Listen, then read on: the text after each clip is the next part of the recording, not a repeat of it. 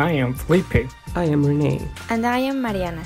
We are fortunate enough to have studied abroad. We face challenges to reach our dreams. And like us, many others have taken the risk. This space is for all of us to share our tales, our experiences, and our victories. This is our international path. Hello guys, I hope you are having a great day. And if not, we are here to make it better. Today we are going to talk about a movie that came out in Mexico a couple of months ago. And it had a lot of repercussions. Well, like it went into some controversy. And yeah, we're going to talk about it and our thoughts about it. The three of us already watched it. If you haven't seen it, we recommend you to watch it before we start this discussion. The name of the movie is New Order, Nuevo Orden in Spanish. And without further to say, here we go. And spoiler alert, by the way. Spoiler alert. Yes. Wait. Before anything, I think it's the first episode we shoot with microphones, like all of us. Is it? It is. Okay, so I hope you guys have a better audio this time. Oh, yeah. Yeah, we hope it gets better. Let us know if it works. Yeah, we're trying our best to improve and give you the best show. That's why we're trying something new. And we're going to talk about a movie that is from Mexico, but it tackles a lot of topics that are kind of relevant everywhere. So, do you want to start talking about what the movie is about? So, what the movie is about, it's like a different perspective of society. Like we are all familiar with how the hierarchy is nowadays, that like low class, middle class, high class. And in this movie, it has a different spin. And in this case, it's the lower classes that take the power. It's about a whole different perspective, I'll say. It's really, how do we say, not strong, but like the movie itself was pretty tough. It was tough. It was too much. It's a little bit uncomfortable in my sometimes. Visually for me, wrong. I'll say. Like it has very straight, how to say it, like very dense scenes. Yeah. Like filled of violence and stuff like that. It's a really violent movie. Yeah. Like, what do you think it's about, Rene? Like, for you? Because I think that the three of us are gonna have like different perspectives of the meaning of the movie and what it is about. So yeah, like. Yeah, to me, it's mostly about the abuse of control. How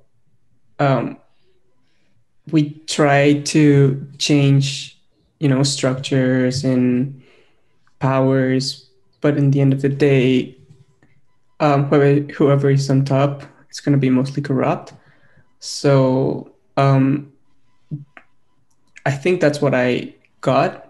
It's like how people rebel to be freed from like a wall of oppression and discrimination mostly.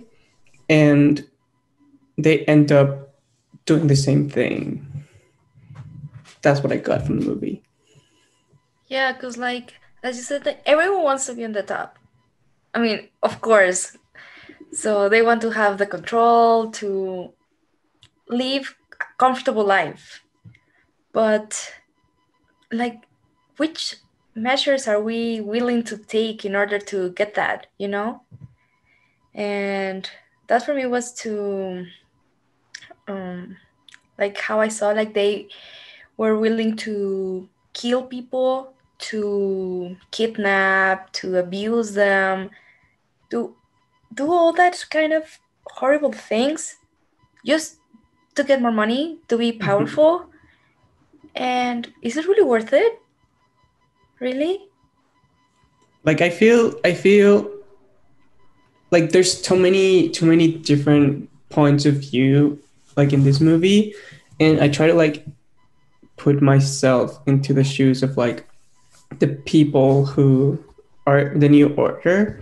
Like they suffered a lot of like discrimination, and they Okay. they they were a little targeted, like they are. And that's why I understand they have a lot of rage and why they would do stuff like that. But as Felipe said, like there's other points of view that may Yeah, I differ from mean, my point. how I see it, it's like um, I think that the power never came like to the poor people or the rich people. Like the movie, it's about like a totalitarian state. Like if you notice at the end, well, like in the movie, the ones who get the power are not the poor people; it's the government. Yeah. They Spoiler start alert. like, yeah, like, oh yeah, well, like we already told them that Yeah. there would be spoilers and they should watch the movie before we start this. But yeah, like in the movie, after like what starts everything, it's like poor people rise up against the rich people, and this comes into a spiral of violence where the state has to come in and be totalitarian, right? Like we can see how after the incident of the wedding incident, the military is everywhere, and they have like times and stuff like that, right? Like schedules and stuff like that. Like Yeah.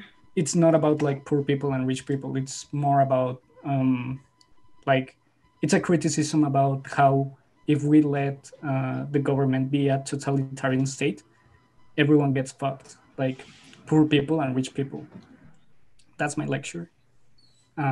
But I think that the like I understand why you guys thought that it was like about rich and poor people, like just about that, because the movie was involved around that topic. Like the controversy was about all of that. Well, yeah, but also, I mean, you said that for you it was more like about the government because the military was everywhere. But also, if you notice, there were two that they were asking for money to free the blonde girl. Hmm. So they were really on the government side, I'll say. I mean, they were corrupted by their own um, thirst of power, and they wanted that money for themselves. Yeah, I mean, but at the end, like that's what happens with a totalitarian state. Like you have evil people that have a lot of power because they are in the state, and as you can see, like even rich people get like fucked by them. Like that's how I saw it. Because Like at the that's my end of the movie, interpretation. they were killed. Like the poor people, right? And the No, rich also people. like these two military Yeah, officers. and I mean it's a reflection about all of this, right? Like how rich people live in Mexico and all the what's the name of this? New I forgot the order. word. No, the privileges and stuff like Oh that. yeah, yeah. Like you can see the differences. Like there is a huge difference. Like when they make like the what's the name of this? Like cuando toque de queda. How do you say that? Coup Curfew. d'etat. Yeah. What? Curfew. Curfew. What did you What? say? Coup d'etat. That's It's what? in French. Yeah. Oh. We're Well, in speaking in English, it's English. curfew. It's Curfew? Curfew, curfew. yes. Well, I'll Courtfield or Curfew, yeah. curfew. curfew. Yeah. Okay, when they make the curfew, like if you see like the poor people can't go outside even when they need to go to the doctor, right? But when you see the rich people, they don't need to suffer that because they have their own nurse at home, you know. Like Yeah. it's a good criticism about like how rich people, even though they are like in a bad situation where a totalitarian state it's like closing down like the avenues and stuff like that, they don't suffer as much as the poor people, where like the lady was dying and she died because she couldn't get to the hospital. Like that's Yeah, a yeah, reflection. true. But also, like at the beginning, it seems like it gives a bad impression of of the rich people when this guy that used to work in the house for them, he goes and asks for money so he could take his wife to the doctor, to the hospital, because she needed a Oh yeah. surgery. And these rich people, they were like, yeah, maybe I'll give you, I don't know, a third or a sixth of what you need. And that's pretty much Yeah, like useless, because you need the whole thing. How are you gonna go to the hospital? I'm like, okay, it's, I don't know, $1,000, and like, yeah, I have 500. They yeah. I weren't mean, gonna but do even anything. that scene has a lot of weight for because it's a criticism about like rich people in Mexico. Like let's remember that the director it's like from the higher class of Mexico. Like he's rich, right? And in all of his filmography, like you can see the portrayal of rich people in Mexico. So he makes a criticism about like rich people in Mexico because if you see how the power is displayed in that family, the rich family, it's a pater family kind of situation. Like they need to ask permission to the dad to give out money, and that's Yeah, something that always here everything in depends Canada, on. yeah, exactly. Like we understand it because we've lived in that situation, right? Like we understand that sometimes we need to ask our dad instead of our mom, like for money, or we ask our mom and our mom asks our dad. Like that's very Yeah. interesting because I don't think that, at least I don't know, like if you're from Canada, just leave us a comment if that's the same case here, because I think that here in Canada, uh, the money it's like everywhere. Like mom and dad have their own money and they can make money with it. Well, like they can give it to whoever they want without asking permission. I mean, I don't know. Yeah, it and depends on like yeah. each household, pretty much. Yeah, but I don't know. I find that it was like very, like it went like right through. Like they were like, yeah, you have to ask permission to the dad just to know if you can move money and stuff like that, even though it was her money. Mm-hmm. Yeah. Also, like in Switzerland, the people I met, I mean, they were young, pretty much my age, and when all the money they have, it's for themselves. They don't need to give them to their parents or anything. But I also know some people here in Mexico that, okay, they get their money, they work, and then, I don't know, his or her dad takes care of the money, or they put it all in one account, and then every movement you want to do, you have to go and ask your parents. And I mean, if you're already, in my perspective, an adult, why you still need to do that? But it's also a part of the culture, of a family culture, I think. Yeah, I mean, we've talked about that in previous episodes, like how here in Canada, well, like in all the more Western world, like The especially North Western world. America and stuff like that. Yeah, like their incentive is like independence. So like kids, well, like not kids, but a Since you're normal person 16. yeah, they start working around 16 or when they are in high school. Yeah. As of in Mexico, they, Don't. I don't know, like, yeah, I We haven't worked in don't. my life. I mean, Yeah. it really depends, right? Because Well, we yeah, were like, in like a very small school, private yeah. school. But like Like, usually what our parents say is like, now your responsibility is to study. You only need to Mm-hmm. study, so yeah, you study, exactly. get good grades. You don't need to work, so don't. And other Yeah, and people, that's like weird. other families, they do. They start working when It they're, yeah. I It don't also know, depends on your 16 or even family. less. Yeah. Yeah. Yeah, I mean, as like in our case, we are seeing the things as the director of this movie from the position of privilege, right? Where we didn't have to work or not like in a huge privilege, you White know? chickens. Oh yeah. Okay. But like if you're at home, like listening to all of these topics like bouncing around, it's because this movie got into a controversy about race and classism, like because the movie touches these And freedom of aspects. speech too.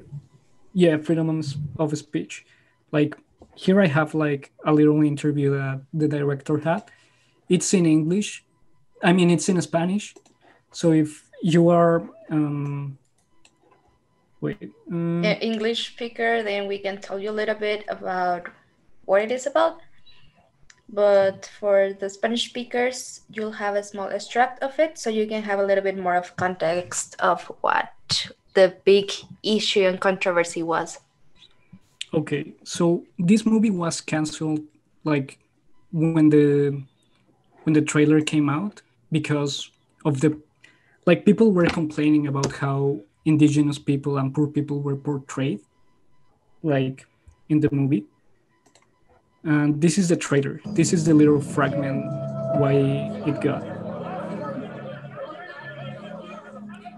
Like this thing goes out like for 3 minutes, right? And it became a huge impact for the movie, right?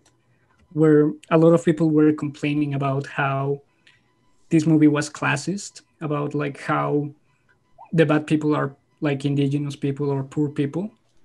And they start using in social media this term whitezican.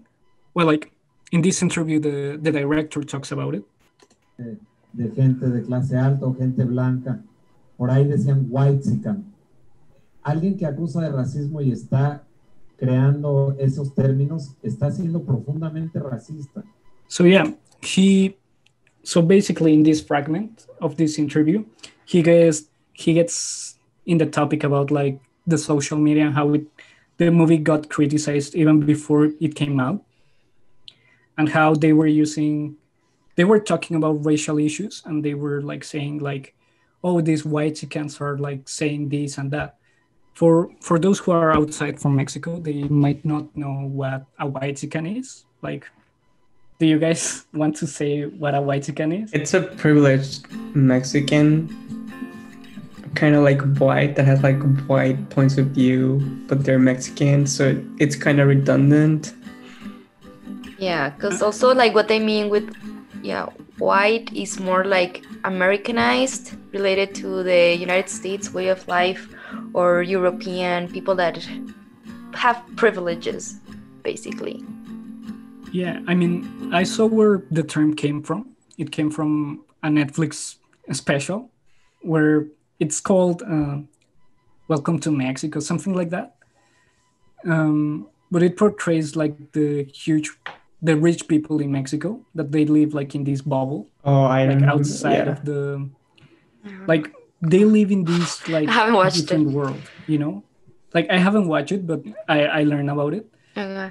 But yeah, like it's about these people that live in their own sphere, where the problems that they have, they are not even remotely like to the normal population in Mexico. And I don't know, people just noticed that most of them were white, and they came out with this term, whitezican, right?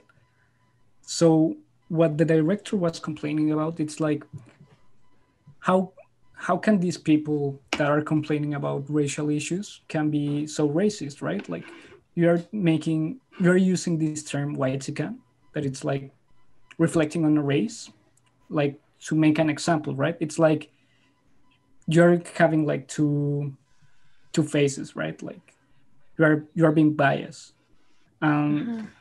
He got very criticized after that. Like even the movie was almost canceled because of that interview.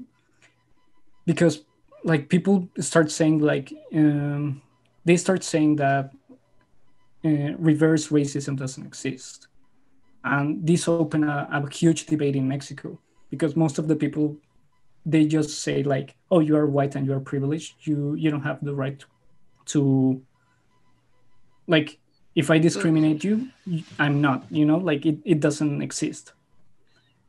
Yeah, like that. Oh, what can I say? Like, it really opens a different perspective of racism, because it's usually about making like privileged people with less privileged ones, and this time it's like actually they're getting like a bit of their own medicine, if you want to say, but that doesn't make it correct, because we're trying to fix racism, and making it just the other way around, it won't help either. Yeah, I mean, it creates more segregation, like just Yeah. reversing stuff. But yeah, like even like I was reading about like how like reverse racism does exist, and like we don't need to go like very far away. Like during Nazi Germany, like way before Nazi Germany, like when it was racing, like this idea of the privileged people can be like discriminated, like happened. Like Jewish people were like the representatives of the rich people, you know, during Nazi Germany. Like they were the representatives of the banks and stuff like that, right? So everyone that was in a lower position, like the poor people, they were like, oh, we can be mean to them because like they are like the ones who are like powerful and they have the control of everything, right? That it's exactly the same thing that they are saying with whitezican and stuff like that, right? But at the end we know what happened, you know, like the rich people that were like making problems and stuff like that, the ones who were controlling the banks and stuff like that in Germany, like they were the ones who moved from Germany, like they went out of Europe and stuff like that. But the poor people that they were happened to be Jewish, they were the ones who paid for the repercussions of this racism. And that was inverse racism because at that time the people that were affected by like the privileged people were the ones who were discriminating, and it came out to be like that bad, like they created Nazism. Like I would not call it reverse racism. I just call it racism.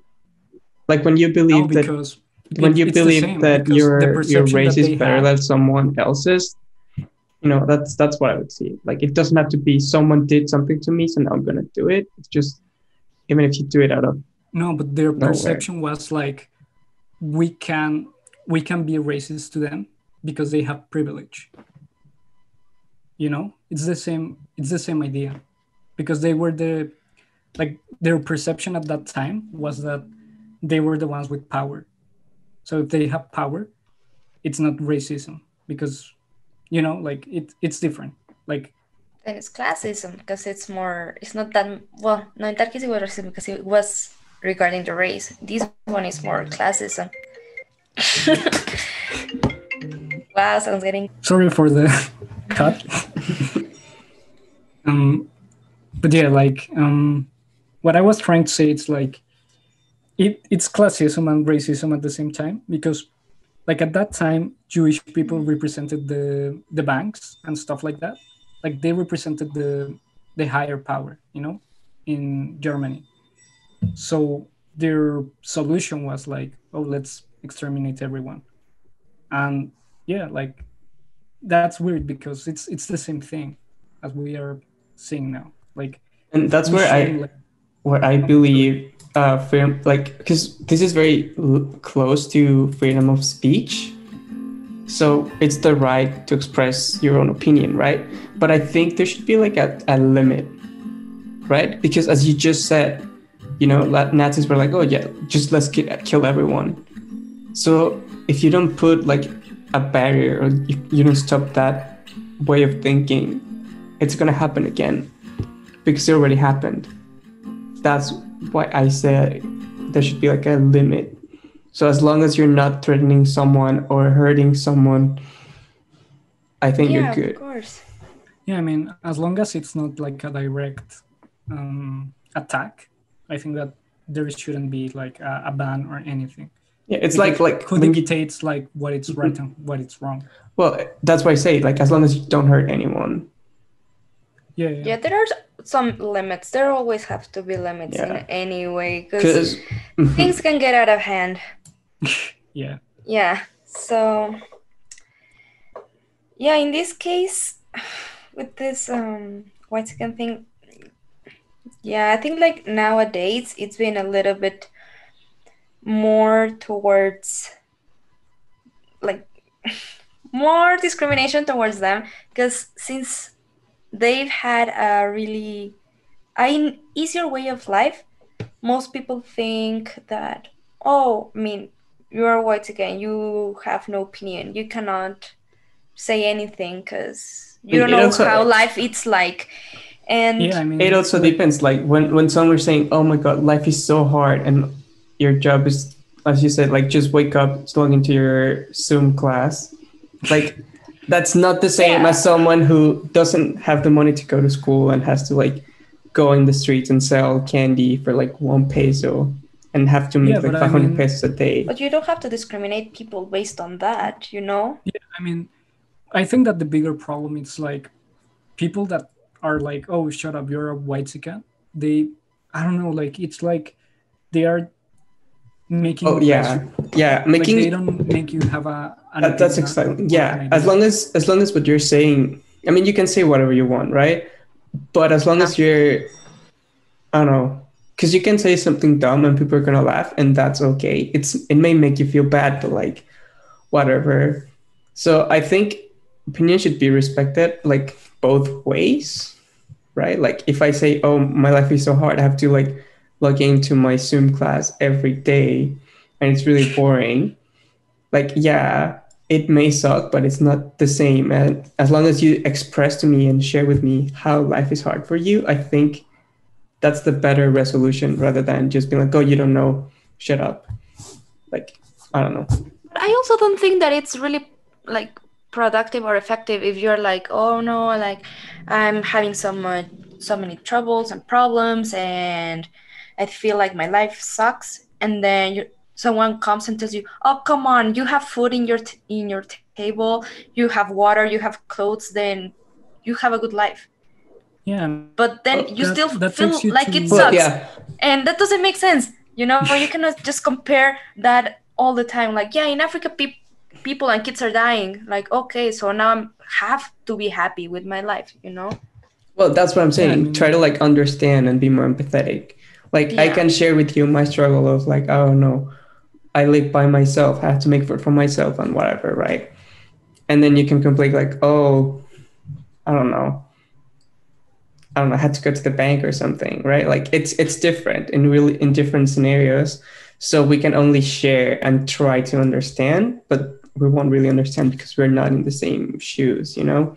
But we can learn. That's what I think is the most appropriate way of, and with these kind of like comments and discriminatory points of view, because when you go deeper in like more social and injustice and whatever, there's steps that you have to follow that should be Yeah, there's so much more. stronger. But this kind of like small things like, "Oh, you're white skin, you don't know," I think it's better if a society, everybody like unites and like start to understand and talk about like problems instead of just making fun of the other one. Yeah. yeah, I mean, we need to stop like promoting the cancel culture. Like we shouldn't discredit like any opinion based on religion, race, or socioeconomic status, even if this one comes from the privilege or Well, from I the think marginality.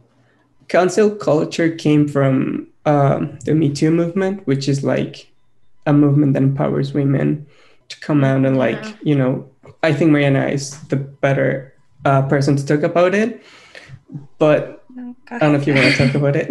No, you go ahead. Well, so this is like a brief explanation of that. Like that's what I've been reading I mean, and that's a good educating myself example. Why Mariana is a good case just because she's a woman. because she Like, has lived that more than me. yeah, Like but maybe I've you have never, a better research than her. Like because you see what I've happened. only read like news and articles and stories. I've never suffered Yeah, like but you violence see the like thing women that, do. but you see what I'm saying? Like it's like saying, oh, maybe Felipe knows more about poor people because he's poor, and I'm like, why? But Like maybe also, you have like, a better research. well, that's true, but at the same time, your life it's the best experience and research you can have. Yeah, Like, I mean, That's you what I might have like mean. experience value, but That's maybe what you I don't have mean. like. Like I'm just saying what I've read and what I know. So culture comes from that, like men who were taking advantage of women at the workplace or at home. So it was meant for them to be portrayed as who they are, like the men. But when you take it like out into like everyday scenarios, like when someone does something that's wrong, but not the same level. I think people can learn and change. That's my opinion. Yeah, I mean, like I feel that it started with a good intention, like exposing people that had done like bad things in the past, like really bad things in the past, like raping or really making bad things. But it has become like it went to this spiral where even your opinion is invalid or you can be canceled just by something that you said like 15 years ago. Like people change even in 4 years, you know, like the Felipe that Mariana met at high school, it's not the Felipe that it's now talking with her, you know, or the Rene. And I feel that if people don't change in that little period of time, like they haven't learned anything in that period of time, you know? But there's Yeah, levels. Well, yeah, yeah. exactly. I was going to say the same thing. Like, there's level. Like, of course, some people do grow as a person and they work on themselves and they go through a lot of different experiences in life and awakenings and whatever. And that's amazing. But also, some people, they're just happy as who they are and they're like, this is who I am and I want to stay like this forever. And they don't even make the slight effort. Well, yeah, So, yeah, you're that, right. I mean, there's some people that's like that. And yeah, I think, yeah. Go ahead. You were going to say something. Yep. I mean, I feel that the biggest issue that cancel culture brings to the table is that it really makes people, it affects art and how we communicate between us because we are not saying what we really feel, but what people want us to say, you know, like what we think, what how to say it, like we're not thinking about how we feel, but how we're gonna make someone feel. And I don't think that that's what we should be doing. Like I feel that you should express yourself how you are feeling, and if you fuck up, like someone is gonna call you out, but you shouldn't be canceled because of that. Because if you don't Well, get canceled, you are just like yeah, like that's what and we're you don't saying by do anything. levels. Like the origins of cancel culture are, I think, kind of important for Yeah, like yeah, social change. But as you're saying, like, oh, if I say something and I make a mistake, you should not be labeled as someone who believes all of these things just because you didn't know how to express yourself that one time, right? As long as you keep learning and like improve as a person, I think you should be good. yeah. And I mean, Yeah, even forgiveness though if you exists. believe in random stuff, like very bad stuff, like socially, I feel that it's better to try to teach the people, like the person that you want to cancel, like your point of view and get to a middle ground than just like marginalize him, you know, or her. Like you shouldn't do that. That's I feel that that's the biggest issue in cancel culture. That it's segregating people instead of like finding a middle ground. Yeah, that's why sharing experiences and learning about each other and our lives, I think, may help uniting societies. Like I see it a lot in like the states, like in politics right now. Biden allegedly won the election. Like it's not official yet, but like Yeah, pretty at much, 12th of December. yeah. No, 4th of December. Fourth. We're recording on Fourth, the 4th of yeah, December.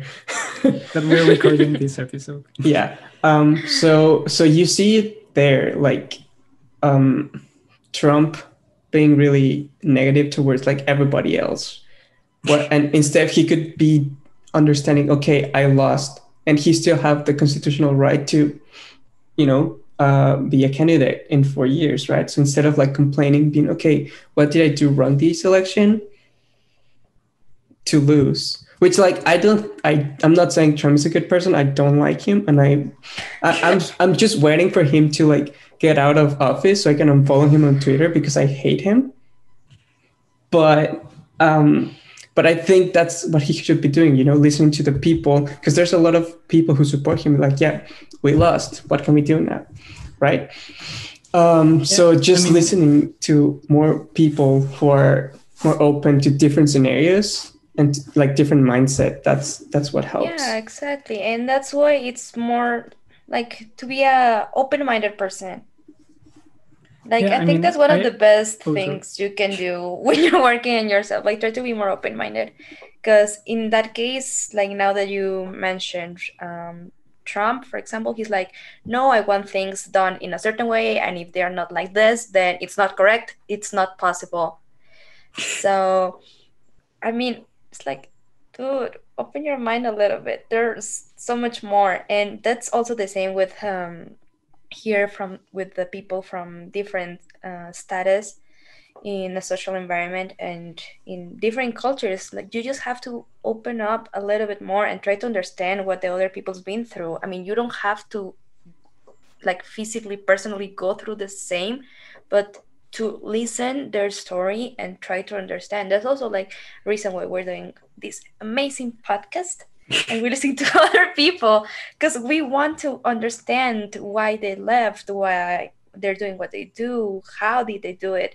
And it's not just because we want to be like, oh yeah, ours is better or yours is better, but just Sharing a to share story and understand. and learning.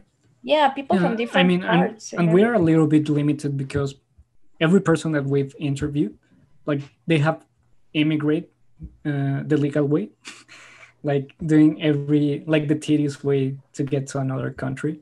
We haven't interviewed like someone that comes like from the marginality, like like, oh, I had to cross the river, I almost drowned, or something Yeah. like that.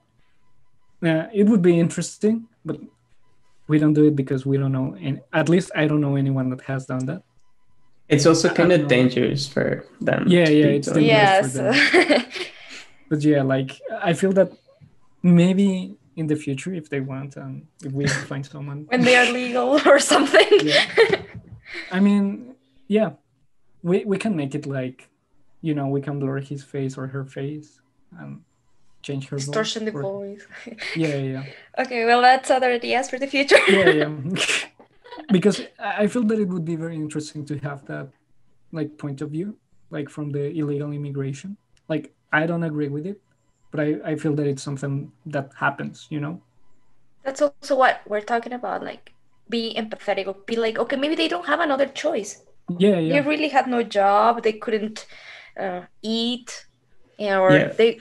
Also, I've read or heard or all of them about that people are prosecuted where they are and they have to flee. If they don't, they're gonna kill them or they're gonna kill their whole family. So they don't have a choice. They try to run for their lives. And even if they die in the process, they don't care, because if they happen to make it, it's gonna be worth it.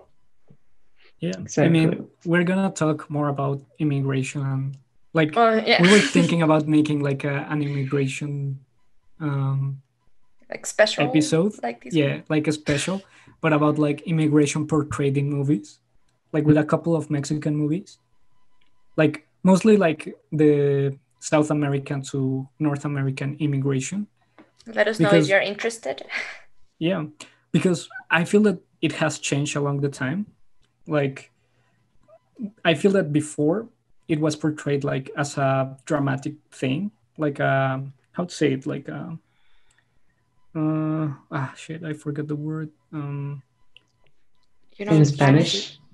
Spanish, No, se me olvidó. Francis, Auf Deutsch? auf Like a Deutsch. witness. How to say it? It's not a witness. Espera, Narrator. corte aquí. Espera, ¿cómo se le dice? ¿Qué quieres decir? Mártir, Descríbelo. mártir. Ah, Murder. es lo mismo. No. Sí, es lo porque- mismo en inglés y español. Martyr. pues se olvida. Sí, pues, es que se me olvida, compa. Esta parte sí, déjala, Okay. está muy chistosa. Va para el Patreon, para los bloopers. Baba. But yeah, like the immigrant was portrayed as a martyr, and when Trump started, like when he came to power and he was like we all know what he said and everything, but the perception of the immigration to United States changed, and you can see it like in movies and stuff like that, where yes, like the immigrant is still portrayed as a martyr, but we also see the repercussions that it has, like in the United States, like illegal immigration, like the fears that they have, like, um, it's gonna be very interesting, and I'm very excited about that one because there are a lot of movies that Yeah. even though they are not like all about like immigration, when they touch the topic, it gives you a lot of information about like the cultural Impact. impact that it had. Yeah. Yeah. But By the now way, going yeah, back. I was just Okay, gonna go I on. was just gonna recommend our viewers a movie that I think we all watched. I think I was still at ETIC for, yeah, it was grade 9 ethics class. We Oh, watched La Jaula de Oro, the Oh, I Golden watched it Cage. too. yeah. Yeah. Yeah, I went to the cinema. Cineteca. Yeah. Yeah. Yeah. I think that we went together, right, with Triana. Shout out to Triana. I think so. Yeah. She's in Guadalajara now. I don't know. I don't know. Hi, I Triana. think that we went together. I don't Hi. remember. Yeah. But Yeah. we all went together. Uh-huh. Did I And went with? No, I didn't go with you. Oh, okay. I No, remember. But I don't that's think so. But no, but I think that's I did. I Yeah, don't remember. I don't Never everybody mind. came with Go me. ahead. But yeah, I really recommend that movie. It shows you it's a story of three kids who are coming from El Salvador, or I think it's El Salvador, which is like Central America. They take a train called La Bestia that goes all the way from, is it South America or just Central America? South America. From That's South why. America all the way to the States.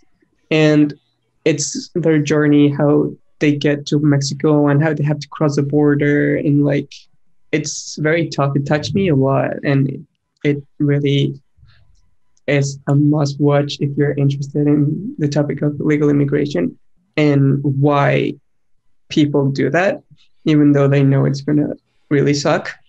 So if you can, go watch it. Yeah, I mean. But also, well. Sorry. Yeah. Let No, Mariana you, talk. Mariana. No, Let okay. Mariana Well, talk. I was gonna say that going back to our original topic, we also wanted to mention that, I mean, even though now we're making more emphasis about the Mexican like class. Mamá, estoy grabando. Aquí Ay, cortamos, esas porfa. mamás que interrumpen. Hola, señora. Ahorita va a hablar mi mamá. Acabo de llegar de Canadá. Digo, de México. Es que me fueron a arreglar mi falda. Oh. Y bueno, volvamos. Sé lo que se siente. Ay. También mi mamá. Okay.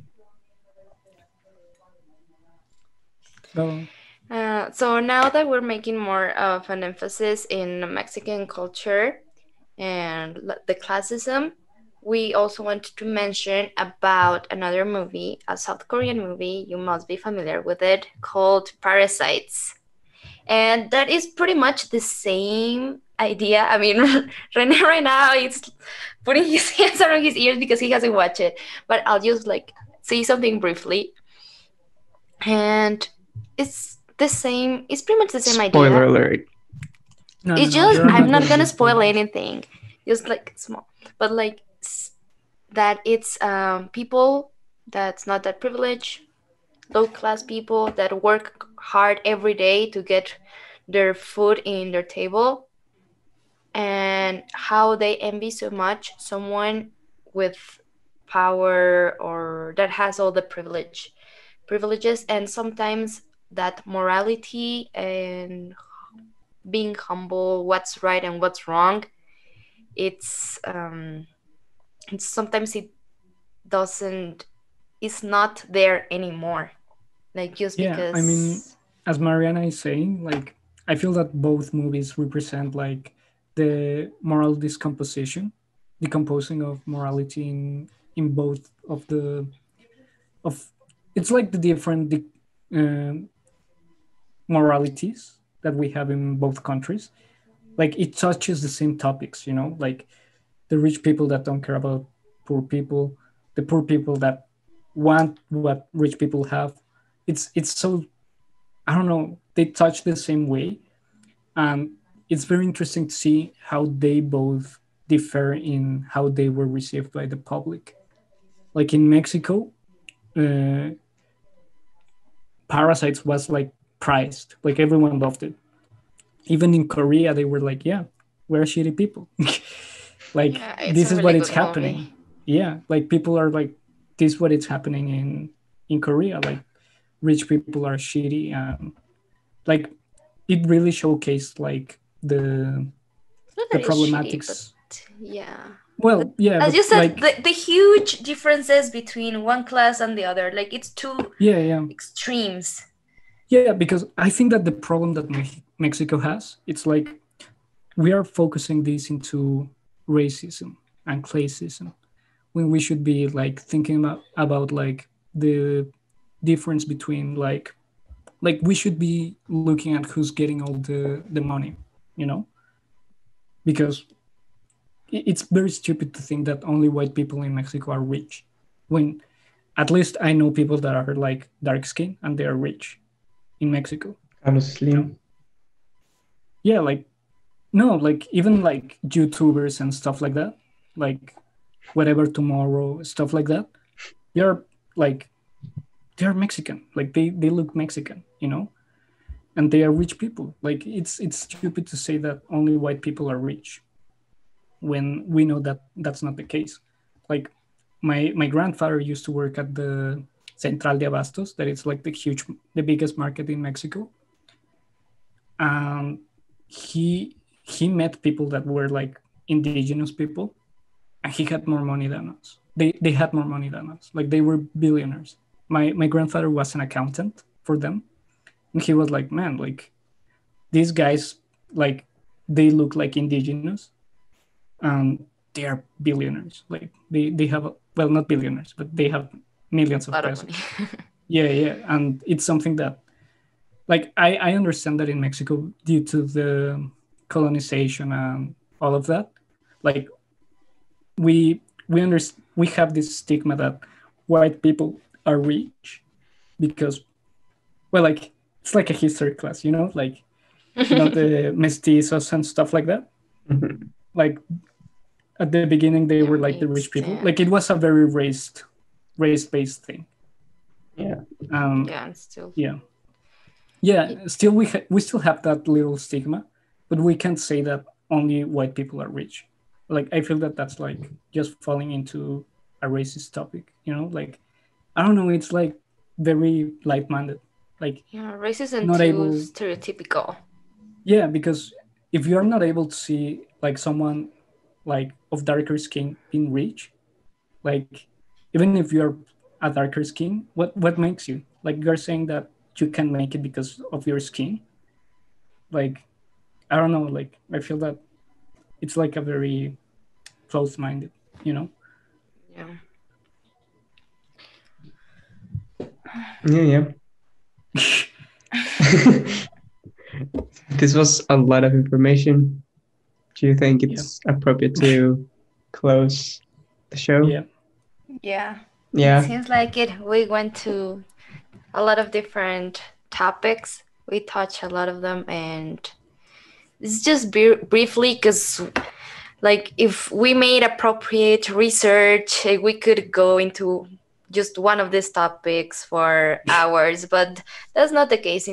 We want to share our ideas, our opinions regarding in this classism and racism and everything that's going on, not only in Mexico. I mean, it's we are more familiar with it because we are all Mexicans, but it's going on all around the world. Different cultures yeah, experience it in their own unique ways. But we wanted to share with you that this is what it's it is like here in Mexico. So Yeah. yeah. Thank you. And thank you guys for listening. Let us know what your thoughts are on all of these topics that we touched. And remember to subscribe to our YouTube channel, follow us on Twitter, Instagram, Facebook as so we are at or PathCA. That's right. I know it. Also, I want to thank quickly. We got new patrons. We opened the cheapest tier. It's $1, and Thank you, I guys. wanna talk about it a little because it's important.